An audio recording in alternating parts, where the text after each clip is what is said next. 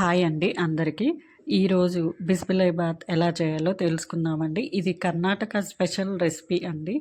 అసలు ఈ రెసిపీ లేనిది వాళ్ళు ఏ ఫంక్షను చేయరండి. అంత ఫేమస్ అండి, అంత బాగుంటుంది. ప్రతి ఫంక్షన్లో దీన్ని పెడతారండి ఖచ్చితంగా.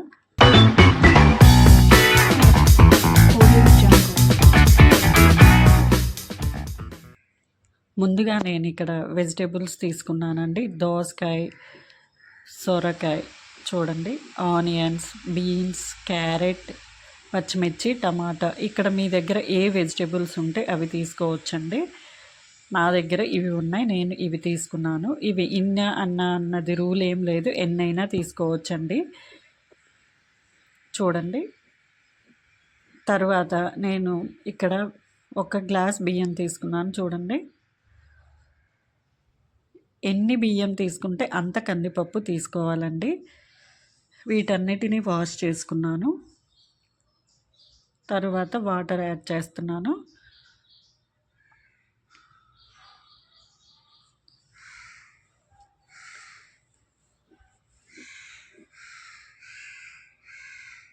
మనం ఇక్కడ బియ్యం 2 ఒకటి తీసుకున్నాం, కందిపప్పు 1 తీసుకున్నామండి. దానికి డబల్ పోయాలండి, 4 పోయాలి, 4 గ్లాసులు. తర్వాత చూడండి, వీటిని ఇలా కట్ చేసుకున్నాను. ఇక్కడ సొరకాయ చిన్న ముక్క వాడాను, దోసకాయ సగం వాడానండి. దోసకాయని సీడ్స్ తీసేయాలండి.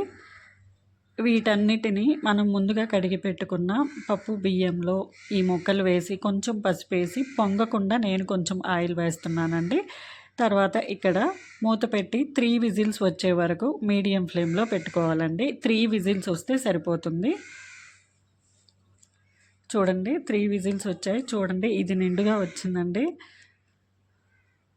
చూడండి, ఇలా ఉడికితే సరిపోతుందండి. మరీ మెత్తగా కావాలి అనుకుంటే ఇంకో విజిల్ యాడ్ చేయొచ్చు. ఇక్కడ కూరగాయలు పప్పు ఉడికితే సరిపోతుందండి.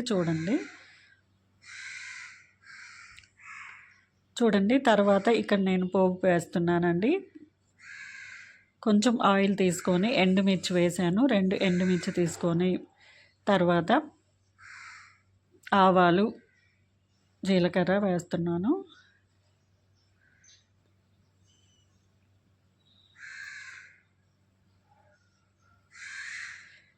ఇది వేగాక కొంచెం ఆనియన్స్ వేయాలండి.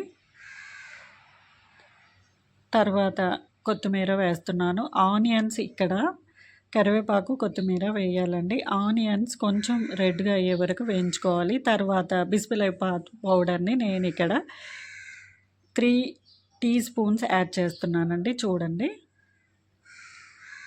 నేను ఇది ఎంటీ వాళ్ళది వాడాను. చూడండి, ఇది చాలా బాగుందండి, మీరు ట్రై చేయొచ్చు.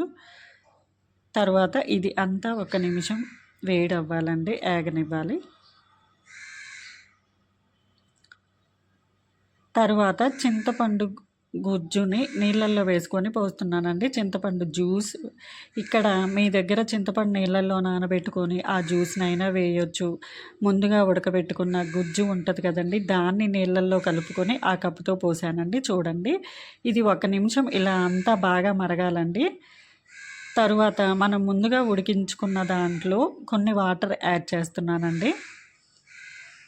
స్టవ్ మీద పెట్టి వాటర్ యాడ్ చేసి మనం వేసుకున్న ఈ పౌడర్ కలిపిన మిశ్రమాన్ని ఇందులో కలపాలండి. చూడండి, అంతా కలిపి ఇక్కడ సాల్ట్ యాడ్ చేసుకోవాలండి. చూడండి, అంతా కలిపి 1 నిమిషం ఉడికాక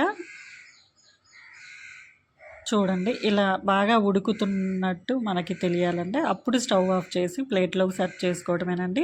ఇది కారం బూందీతో తింటే చాలా బాగుంటుందండి. నా దగ్గర అది లేదు, నేను సేవ్తో తింటున్నాను.